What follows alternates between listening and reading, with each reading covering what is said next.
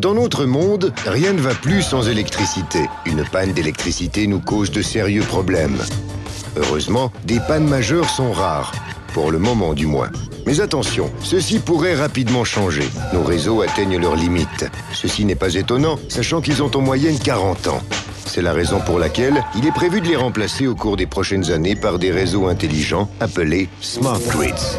De tels Smart Grids peuvent être énormes et se répandre sur toute l'Europe. Ils ont cependant l'avantage de pouvoir, contrairement aux réseaux actuels, intégrer beaucoup plus facilement des énergies renouvelables écologiques. Ceci en particulier étant donné que les Smart Grids se règlent de manière autonome. Ils peuvent mesurer en temps réel le besoin actuel du consommateur et commandent l'électricité demandée sur n'importe quel réseau.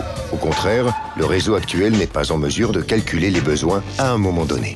Le montage de compteurs d'électricité intelligents constitue la première étape dans la mise en place d'un réseau intelligent. Il est prévu jusqu'en 2020 de moderniser tous les raccords électriques actuels dans toute l'Europe. Alors, nous serons en mesure de consulter à tout moment combien d'électricité nous consommons et combien cela nous coûte. Jusqu'à ce que le nouveau réseau soit fonctionnel, dans 10 ans, nous aurons encore besoin d'effectuer des investissements dans du nouveau matériel, par exemple de nouvelles conduites à fibre optique, sans lesquelles une communication dans le réseau n'est pas possible. Et nous avons besoin d'appareils modernes nous permettant d'exploiter le maximum du réseau. Il nous sera ainsi possible, à l'aide des Smart Grids, de programmer notre machine à laver à ne fonctionner qu'en période de tarif bas.